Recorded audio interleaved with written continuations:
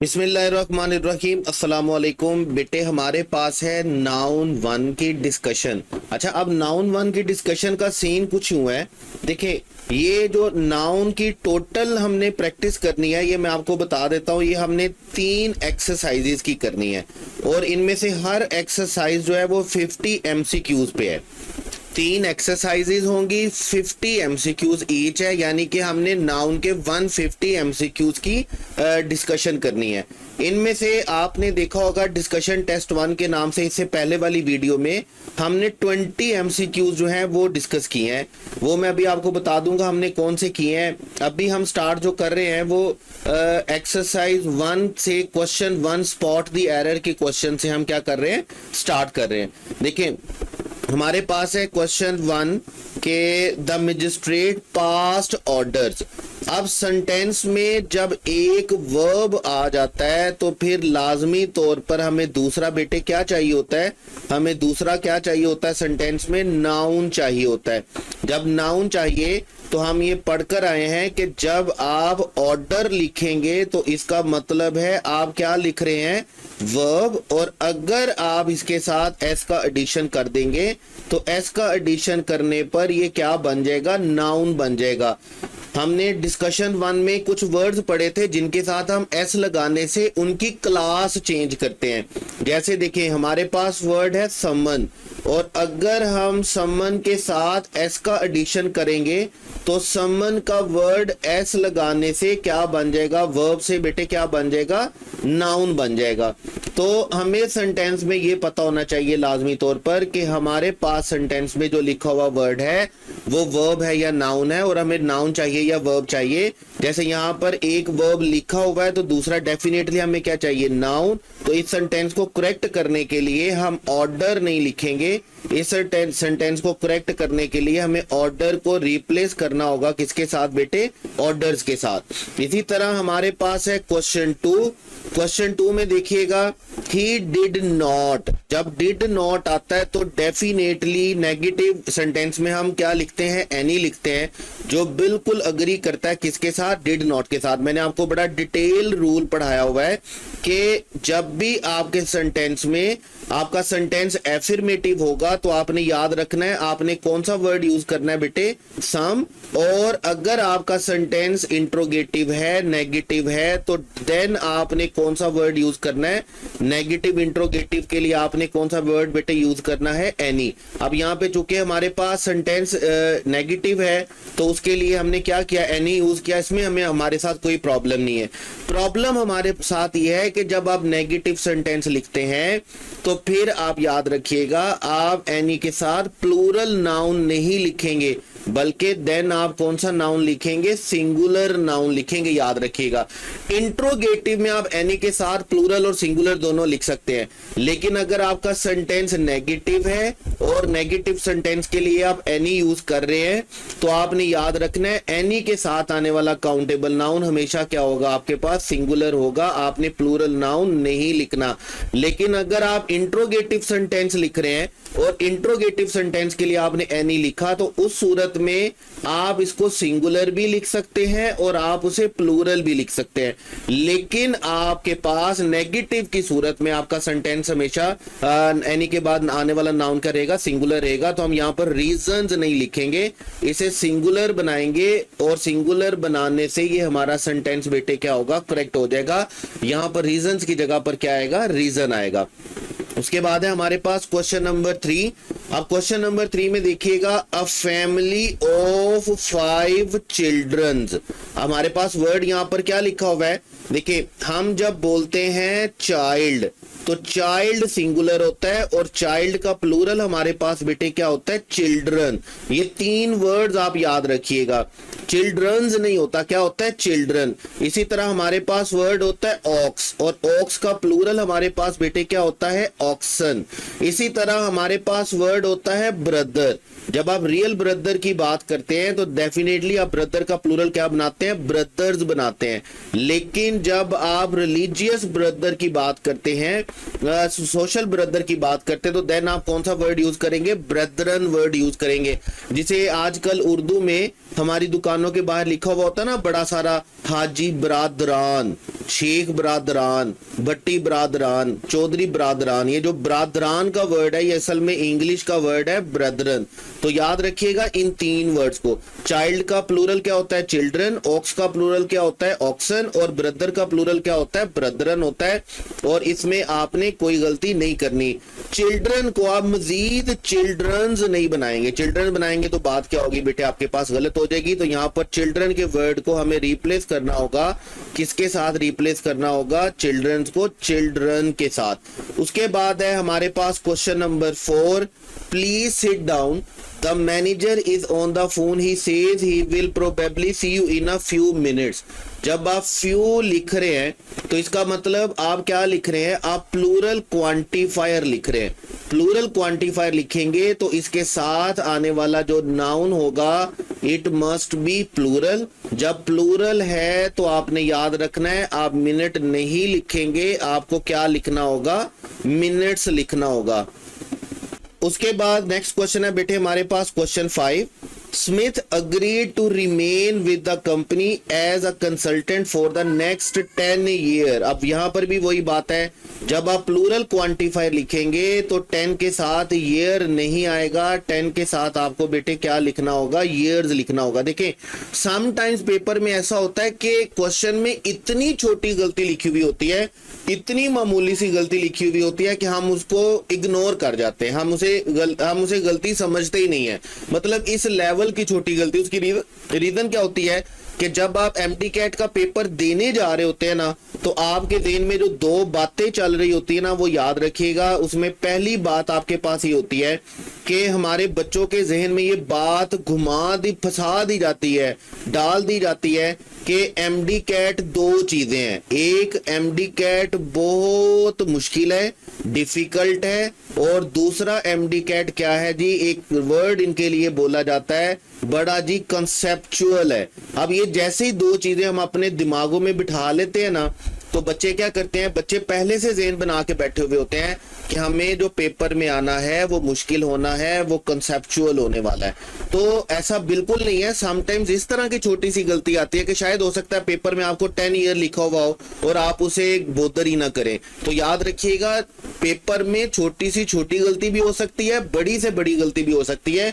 हमने अपने माइंड को, अपने ब्रेन को इस तरह ट्रेन करना है कि हम गलती ढूंढें।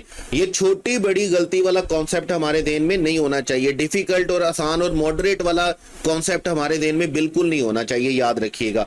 उसके बाद चलेंगे क्वेश्चन 6 पे, और क्वेश्चन 6 में आप देखेंगे चार्ली ऑप्शन में एज अ मीन। अब आ को आप देखेंगे, देखिए मैं बाकी सारा सेंटेंस अगर छोड़ देता हूं, मैं बाकी सारा सेंटेंस आपको कहता हूं बेटे 1 मिनट के लिए ना बाकी सारा सेंटेंस भूल जाएं। सिर्फ और सिर्फ आप क्या याद रखें, सिर्फ और सिर्फ आप ये याद रखें कि सेंटेंस में लिखा हुआ है आ मीन, और मुझे बताइएगा ये गलत है या सही है। या इसी तरह अगर मैं आपसे बोलूं कि बेटे सेंटेंस में लिखा हुआ है द रिमेन, ठीक है, आप मुझे ये बताइएगा ये सही है या गलत है, ठीक है। तो याद रखिएगा जब भी आपके पास 3 चीजें हो, मैंने आपको 3 चीजें बताई हैं कैटेगोरिकली। नंबर 1 मैंने आपको क्या बताया कि जब भी आपके पास आर्टिकल हो, आर्टिकल का मतलब क्या है कि आर्टिकल डेफिनेट आर्टिकल भी हो सकता है, इनडेफिनेट आर्टिकल भी हो सकता है। नंबर 2 आपके पास क्या हो, क्वांटिफायर हो। क्वांटिफायर का मतलब क्या है कि जो भी क्वांटिफायर काउंटेबल, अनकाउंटेबल, क्वांटिफायर दोनों हो सकते हैं, उसमें कोई ऐसा इशू नहीं है। क्वांटिफायर का मतलब क्वांटिफायर। और नंबर 3 में आपके पास एडजेक्टिव हो, एडजेक्टिव भी हो है और ये एडजेक्टिव की जो काइंड है पोजेसिव एडजेक्टिव के लिए खास तौर पर आपने मुहतात रहना है। पोजेसिव एडजेक्टिव आप जानते हैं कि पोजेसिव एडजेक्टिव का मतलब क्या है कि आई का पोजेसिव एडजेक्टिव हमारे पास क्या होता है, माय होता है। वी का हमारे पास क्या होता है, आर होता है। यू का हमारे पास क्या होता है, योर होता है। जो नाउन से पहले आते हैं हम उन्हें क्या बोलते हैं, पोजेसिव एडजेक्टिव बोलते हैं। अगर आपके सेंटेंस में ये तीन चीजों में से कोई एक चीज है तो याद रखिएगा इसके बाद आने वाला वर्ड हमेशा क्या होगा, नाउन होगा। नाउन होगा, इसके बाद आने वाला वर्ड हमेशा क्या होना चाहिए, नाउन होना चाहिए। जैसे यहां पर देखिएगा इनडेफिनिट आर्टिकल क्या लिखा हुआ है, इनडेफिनिट आर्टिकल के बाद क्या लिखा गया, मीन। जबकि मीन वर्ब है, मीन का नाउन हमारे पास क्या होता है, मीन का नाउन हमारे पास होता है मीन्स। ये वही वर्ड्स हैं जिनमें हम एस लगाकर क्लास चेंज करते हैं। इसी तरह डेफिनेट आर्टिकल लिखा हुआ है तो दा के बाद रिमेन नहीं आएगा, दा के बाद क्या आएगा, रिमेन्स आएगा। उसकी रीजन क्या है कि रिमेन वर्ब है और रिमेन्स क्या है, नाउन है। तो आपने याद रखना है इन तीन चीजों को। जब भी आपके पास सेंटेंस में ये तीन चीजें हो, इनमें से कोई एक चीज हो तो इसके बाद आने वाला वर्ड आपके पास बेटे क्या होगा, नाउन होगा। नाउन और वर्ब को डिफरेंशिएट करना सीख लें तो फिर आपके पास कोई प्रॉब्लम नहीं रहती किसी तरह की भी। उसके बाद है question number 7, the newspaper had to pay 2 million. देखिए मैंने आपको दो वर्ड्स बताए हैं। पहला वर्ड है आपके पास डैमेज और दूसरा वर्ड है बेटे आपके पास डैमेजेस।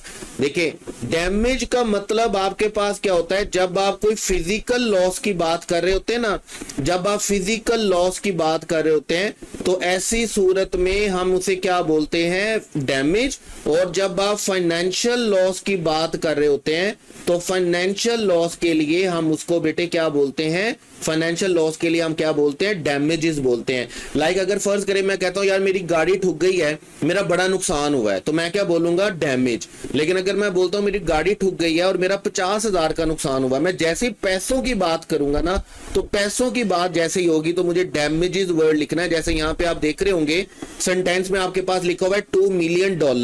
जब $2 मिलियन लिखा हुआ है तो फिर आपके पास वर्ड डैमेज नहीं आएगा। वर्ड आपके पास कौन सा आएगा बेटे, डैमेजेस आएगा। फाइनेंशियल लॉस के लिए हम कौन सा वर्ड यूज करेंगे, डैमेजेस यूज करेंगे।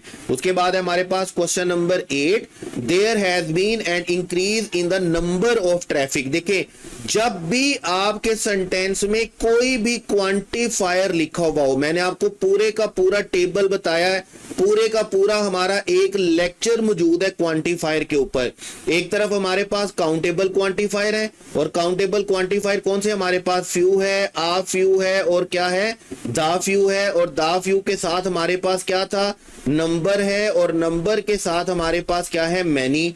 और दूसरी तरफ हमारे पास कौन से क्वांटिफायर थे बेटे, अनकाउंटेबल क्वांटिफायर। अनकाउंटेबल क्वांटिफायर हमारे पास कौन से थे, हमारे पास लिटल है, हमारे पास आ लिटल है, हमारे पास दा लिटल है, हमारे पास क्या है, हमारे पास नंबर के अगेंस्ट कौन सा वर्ड है, अमाउंट है। और हमारे पास मैनी के अगेंस्ट कौन सा वर्ड है, मच का वर्ड है। अब ये जो क्वांटिफायर हैं ये जहां पर भी आएंगे ना आपको बड़ा मुहतात रहना है। क्या इनके साथ आने वाला नाउन आपने देखना किसके साथ अग्री करना चाहिए, जिसको हम नाउन जिसको हम क्वांटिफायर अग्रीमेंट बोलते हैं। अब जैसे देखें यहाँ पे नंबर का जो क्वांटिफायर है वो यूज किया गया किसके लिए, ट्रैफिक के लिए। अब ट्रैफिक टेक्निकली कौन सा नाउन है, अनकाउंटेबल नाउन है। अनकाउंटेबल नाउन है तो हम उसके लिए नंबर का वर्ड यूज नहीं करेंगे, बल्कि यहां पर नंबर की जगह पे अनकाउंटेबल नाउन के लिए जो वर्ड यूज होना चाहिए वो कौन सा वर्ड है बेटे, अमाउंट का। तो जहां पर भी कोई क्वांटिफायर लिखा हुआ हो आपने बड़े मुहतात रहना है कि वो काउंटेबल है या अनकाउंटेबल, और उसके साथ आने वाला नाउन काउंटेबल होना चाहिए या अनकाउंटेबल होना चाहिए। उसके बाद है हमारे पास बेटे क्वेश्चन 9। क्वेश्चन 9 में हमारे पास सेंटेंस आप देखेंगे, क्वेश्चन 9 में हमारे पास लिखा हुआ है I took great pain to get them exact. अब मैंने आपको दो वर्ड बताए थे, दो वर्ड्स कौन से थे, एक था पेन और एक आपके पास बेटे कौन सा वर्ड था, पेन्स का वर्ड था। जब आप फीलिंग की यानी कि डिजीज की बात करते हैं कि यार मेरा सर दर्द हो रहा है, बाजू दर्द हो रहा है, तो ऐसी सूरत में आप कौन सा वर्ड यूज करेंगे, पेन का। लेकिन आप जैसे इसके साथ एस का एडिशन करते हैं तो इसका मतलब होता है हार्डशिप्स, इसका मतलब होता है डिफिकल्टीज। कोई भी काम करने में जो आप मुशक्कत उठाते हैं ना, आप उसके लिए कौन सा वर्ड यूज करते हैं? पेन्स। और इसके यहां पर अगर आप देख रहे होंगे, I to great pain to get them exact नहीं होगा, बल्कि क्या होगा? I took great pains. यहां पर हमें वर्ड पेन नहीं चाहिए होगा, यहां पर हमें क्या चाहिए होगा? पेन्स चाहिए होगा। उसके बाद हमारे पास क्वेश्चन 10। क्वेश्चन 10 में आप देख रहे होंगे हमारे पास demonstrative pronoun, demonstrative adjective, sorry यहां पर ये लिखा हुआ है दिस, और दिस के साथ क्या लिखा हुआ है? हाइपोथेसिस। अब दिस के बारे में आप ये जानते हैं कि दिस हमारे पास कौन सा वर्ड होता है? सिंगुलर वर्ड होता है, जबकि जो वर्ड भी एस पे खत्म हो रहा होता है वो क्या होता है? प्लूरल होता है। तो हमने यहां पर हाइपोथेसिस लिखना है, लेकिन हाइपोथेसिस के स्पेलिंग एस के साथ नहीं आएंगे, बल्कि हाइपोथेसिस के स्पेलिंग किसके साथ आएंगे? SIS के साथ। जब आप हाइपोथेसिस को SIS के साथ लिखेंगे तो देन ये अग्री करेगा किसके साथ? दिस के साथ, अदरवाइज ये दिस के साथ अग्री नहीं करेगा। उसके बाद है बेटे हमारे पास, उसके बाद है हमारे पास क्वेश्चन नंबर 11। अब क्वेश्चन नंबर 11 क्या कहता है जी हमें? कि द पिजेंट्री, पिजेंट्री का वर्ड आप पढ़कर आए हैं, ये उन वर्ड्स में से एक है। हमने टेस्ट 1 में भी इनको डिस्कस किया। हमने हमारा नाउन का जो ग्रुप था, एक पूरा ग्रुपिंग वाला लेक्चर, उसमें इसको डिटेल के साथ डिस्कस किया। पुलिस है, क्लर्जी है, ये वो ग्रुप है, ये वो ग्रुप का वर्ड्स है जिनमें आने वाले सारे के सारे वर्ड्स को हमने हमेशा क्या ट्रीट करना है बेटे? प्लूरल ट्रीट करना है। तो पिजेंट्री के साथ हम वाज नहीं लिखेंगे, पिजेंट्री के साथ हमने क्या लिखना होगा बेटे? वर लिखना होगा, याद रखिएगा। ये वो ग्रुप है जिनके साथ हमें क्या करना होता है? जिनको हमने क्या करना होता है? प्लूरल ट्रीट करना होता है। उसके बाद हमारे पास थर्ड पार्टी प्रोफेशनल। अब देखें, प्रोफेशनल हमारे पास क्या आ गया? प्रोफेशनल हमारे पास आ गया एडजेक्टिव, और जब भी हमारे सेंटेंस में एडजेक्टिव आएगा, एडजेक्टिव के बाद आने वाला वर्ड हमारे पास क्या होना चाहिए? नाउन होना चाहिए। मैंने 3 चीजें आपको बताई हैं, मैं बार बार ये बातें बोल रहा हूं आपको। नंबर 1 आपको क्या है? आर्टिकल। नंबर 2 आपके पास क्या है? क्वांटिफायर। और नंबर 3 आपके पास क्या है? एडजेक्टिव। इनमें से कोई चीजें आपके पास, कोई एक चीज होगी तो आपने याद रखना है। इसके बाद आने वाला वर्ड क्या होना चाहिए? नाउन। और ADVISE के बारे में आप अच्छे से जानते हैं कि ADVISE हमारे पास क्या होता है बेटे? वर्ब होता है। और ADVICE हमारे पास क्या होता है बेटे? नाउन होता है। तो यहां पर ADVISE नहीं आएगा, यहां पर हमारे पास सेंटेंस को करेक्ट करने के लिए क्या आएगा? ADVICE। तो यहां पर हमारे पास करेक्ट ऑप्शन कौन सा चलेगा? बीटा। उसके बाद है हमारे पास क्वेश्चन नंबर 13, द सीनरीज। ये उन वर्ड्स में से शामिल है जिनका आप डायरेक्ट प्लूरल नहीं बनाते। लाइक आप पोइट्री का प्लूरल पोइट्रीज नहीं बनाते, आप सीनरी का प्लूरल सीनरीज नहीं बनाते, आप मशीनरी का प्लूरल मशीनरीज नहीं बनाते, आप स्टेशनरी का प्लूरल स्टेशनरीज नहीं बनाते, आप इंफॉर्मेशन का प्लूरल इंफॉर्मेशंस नहीं बनाते। आप ये वो वर्ड्स हैं जिनका आप डायरेक्ट प्लूरल नहीं बनाते। तो द सीनरीज नहीं होगा बेटे, बल्कि हमारे पास ये वर्ड हमेशा क्या रहेगा? सीनरी रहेगा। उसके बाद हमारे पास क्या है? इंस्ट्रक्शन। क्वेश्चन नंबर 14 में instruction has been given to keep a close watch. अब यहां पर आप देख रहे होंगे प्रिवेंटिव। प्रिवेंटिव आप देखेंगे कि प्रिवेंटिव हमारे पास क्या है? एडजेक्टिव।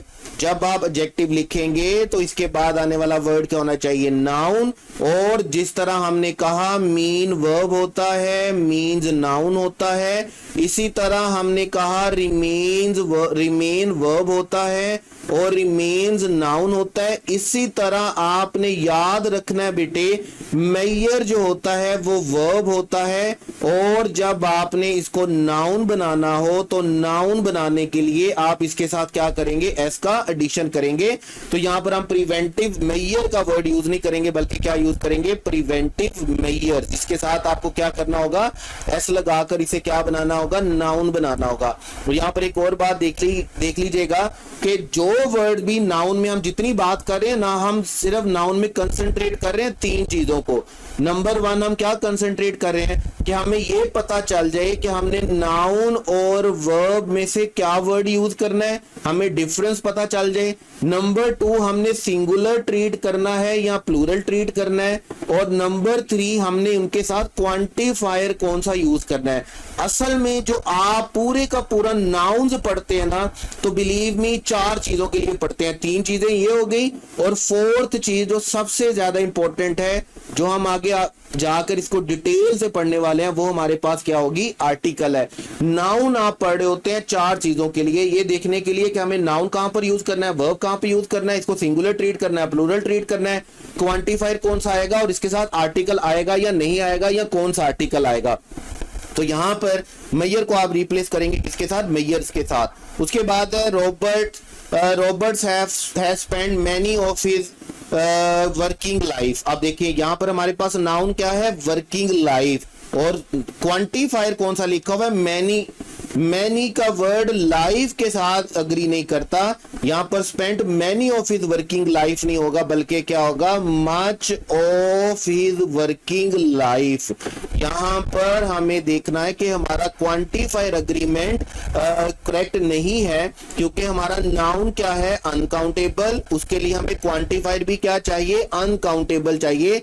यहां पर मैनी की जगह पर हमें क्या यूज करना होगा, मच यूज करना होगा। उसके बाद चलेंगे क्वेश्चन 16, सेम एरर है क्वांटिफायर अग्रीमेंट का। जब आप फास्फोरस और ऑक्सीजन लिख रहे हैं तो आप देख रहे होंगे, आप समझ सकते हैं इस बात को कि ये दोनों के दोनों नाउन हमारे पास क्या है, अनकाउंटेबल है। जब अनकाउंटेबल है तो इनके लिए क्वांटिफायर भी कौन सा यूज होगा, अनकाउंटेबल। तो हम अनकाउंटेबल के लिए नंबर यूज नहीं करते, बल्कि हम क्या यूज करेंगे, द नंबर की जगह पे द अमाउंट ऑफ। तो यहां पर हमारे पास करेक्ट ऑप्शन कौन सा चलेगा, बीटा। अनकाउंटेबल नाउन होने की वजह से हम नंबर ऑफ को रिप्लेस करेंगे किसके साथ, अमाउंट के साथ। उसके बाद है customs officer have to have the right to check all luggages. अब लगेजेस भी उन वर्ड्स में शामिल है जिनका आप डायरेक्ट प्लूरल नहीं बनाते। जो अभी हम बात कर रहे थे, पोइट्री है, सीनरी है, इंफॉर्मेशन है, इसी तरह आपके पास एडवाइस का वर्ड है, इसी तरह आपके पास वर्क का वर्ड है, इसी तरह आपके पास अब्यूज का वर्ड है। ये वो नाउन है जिनका आप डायरेक्ट प्लूरल नहीं बनाते। इसी तरह लगेज का भी डायरेक्ट प्लूरल लगेजेस नहीं होता है। उसके बाद है क्वेश्चन 18। क्वेश्चन 18 में आप देख रहे होंगे पीपल्स। अब पीपल्स टेक्निकल क्या है, पोजेसिव केस है, क्योंकि नाउन का पोजेसिव केस हम कैसे बनाते हैं, पोस्ट्रोफी एस के साथ। जब आपने पोस्ट्रोफी एस के साथ पोजेसिव केस बनाया तो इसके बाद आने वाला वर्ड क्या होना चाहिए, नाउन होना चाहिए। जबकि हमारे पास क्या है, बिलोंगिंग। बिलोंगिंग क्या है, वर्ब, और बिलोंगिंग का नाउन हमारे पास बेटे क्या होगा, बिलोंगिंग का नाउन हमारे पास बेटे क्या होगा, बिलोंगिंग का नाउन हमारे पास होगा एस लगाकर बिलोंगिंग्स।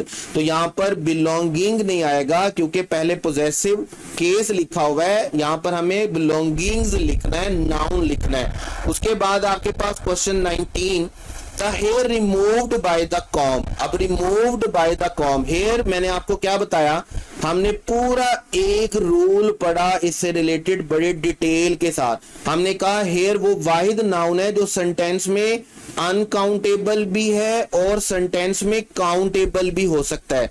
ये डिपेंड करता है सेंटेंस के ऊपर। अगर तो सिर्फ वर्ड हेयर लिखा हुआ है तो इसका मतलब आप उसे अनकाउंटेबल ट्रीट करेंगे, सिंगुलर ट्रीट करेंगे, कभी भी उसके साथ एस का एडिशन नहीं करेंगे। लेकिन अगर चार सिचुएशंस हैं, और वो चार सिचुएशन कौन सी हैं, नंबर 1 सिचुएशन ये है कि हेयर से पहले कोई प्लूरल क्वांटिफायर लिखा हुआ हो, मैनी लिखा हुआ है, फ्यू लिखा हुआ है, टू लिखा हुआ है, सम लिखा हुआ है, कोई भी क्वांटिफायर लिखा हुआ है, तो फिर आपने वर्ड क्या लिखना है, हेयर्स।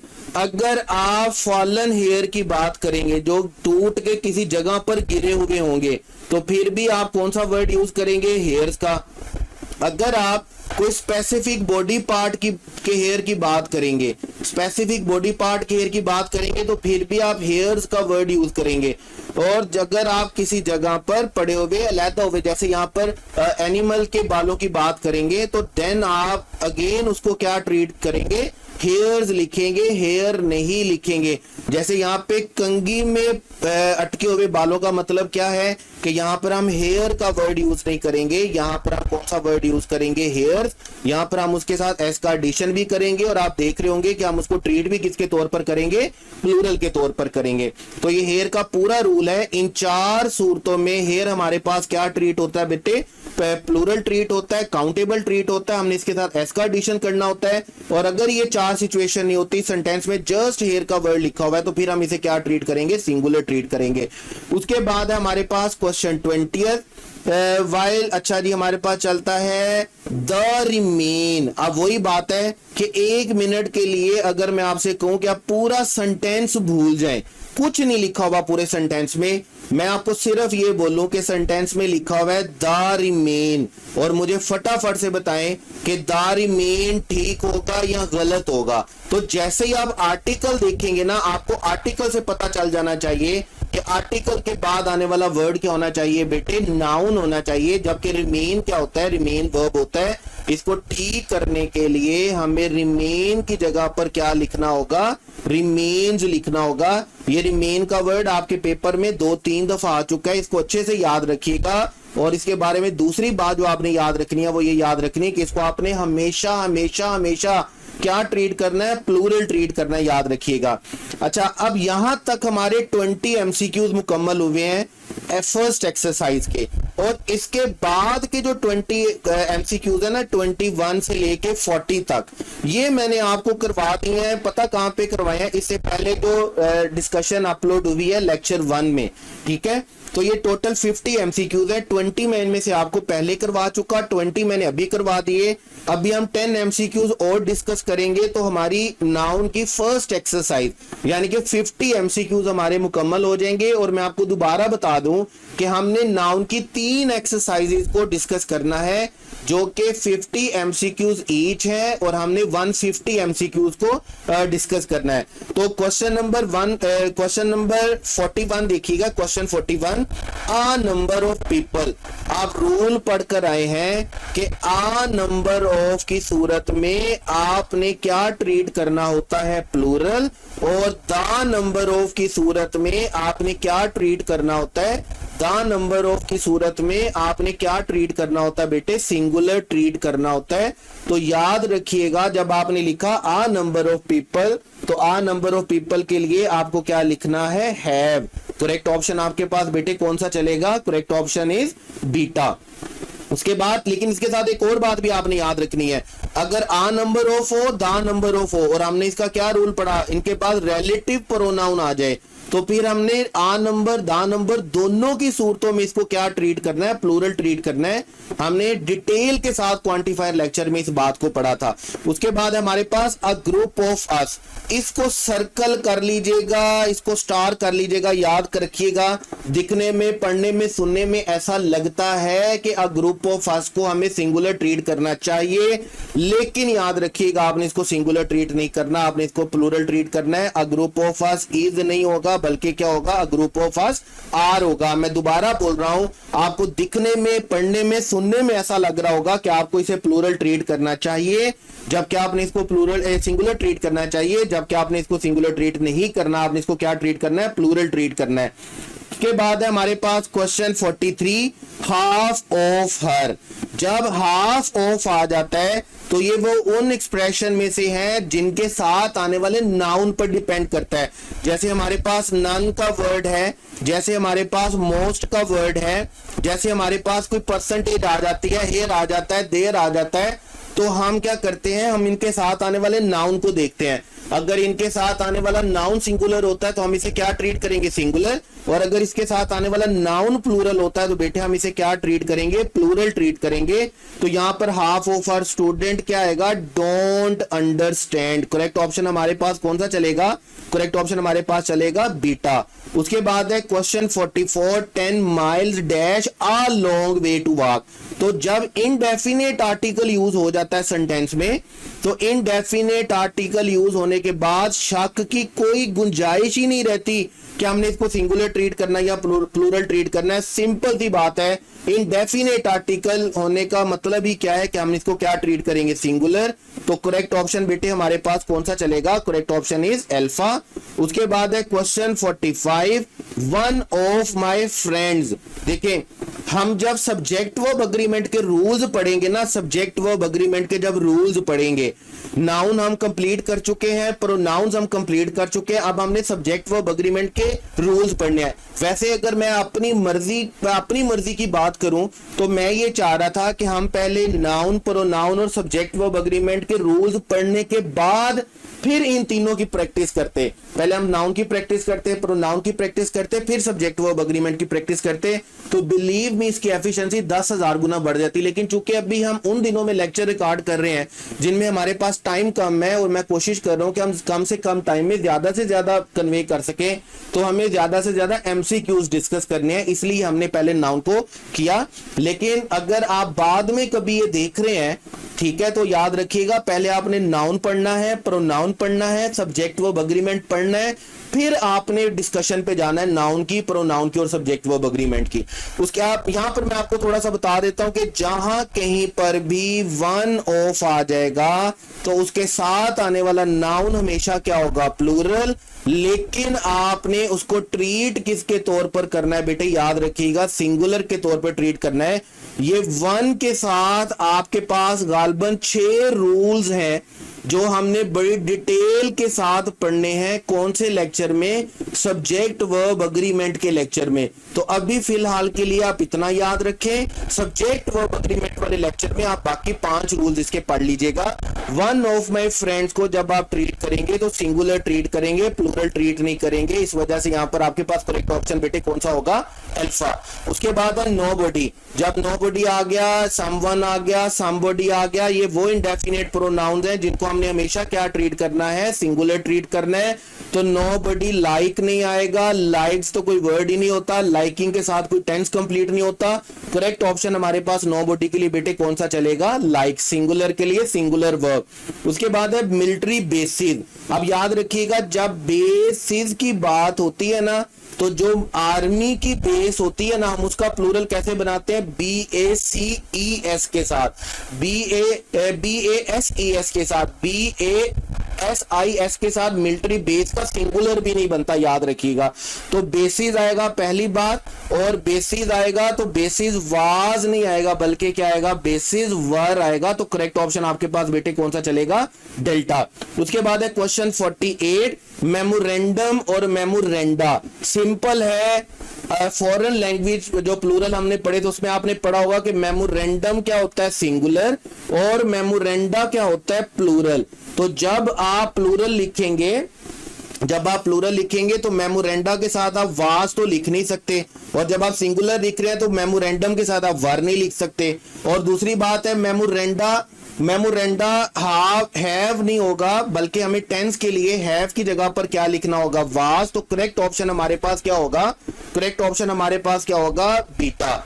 उसके बाद है द क्लिनिकल इंडिसेस। अब वर्ड आप यहां पर देख रहे हैं क्या लिखा हुआ है, इंडिसेस। और आप इस रूल को समझते हैं कि इंडेक्स का प्लूरल जब हम बनाते हैं तो इंडेक्स का प्लूरल हमारे पास कैसे बनता है, इंडिसेस के साथ। जब आपने इंडिसेस लिख दिया, प्लूरल लिख दिया, तो आपने याद रखना है आप हैज और वाज तो किसी सूरत नहीं लिख सकते, आपको वर या हैव में से चूज करना है। तो आप देखेंगे the clinical have made within 1 week तो हो नहीं सकता, हमें क्या लिखना होगा, the indices were made within. हमें पैसिव में रहना है तो हैव हमारे पास गलत होगा, करेक्ट ऑप्शन हमारे पास क्या होगा बेटे, बीटा। और आज की एक्सरसाइज का लास्ट क्वेश्चन हमारे पास है आ नंबर ऑफ। जब आ नंबर ऑफ हो या द नंबर ऑफ हो तो दोनों सूरतों में आप इस बात को समझते हैं के साथ आने वाला नाउन हमारे पास बेटे क्या होता है, प्लूरल। इस वजह से हम बिल्डिंग नहीं लिखेंगे बल्कि क्या लिखेंगे, बिल्डिंग्स। और आप नेक्स्ट रूल भी जानते हैं कि आ नंबर ऑफ की सूरत में आप इसे क्या ट्रीट करेंगे, प्लूरल, और द नंबर ऑफ की सूरत में आप इसे क्या ट्रीट करेंगे, सिंगुलर। तो हमारा करेक्ट ऑप्शन बेटे कौन सा चलेगा, हमारा करेक्ट ऑप्शन चलेगा चार्ली। और इसी के साथ हमारे फर्स्ट 50 एमसीक्यू जो एक्स नाउन की एक्सरसाइज 1 है वो खत्म होती है। आपने अच्छे तरीके से बातों को समझ लेना है, पढ़ लेना है, फिर भी कोई बात समझ में नहीं आए तो पूछ लेनी है। नेक्स्ट एक्सरसाइज के लिए wish you all the best. Allah Hafiz.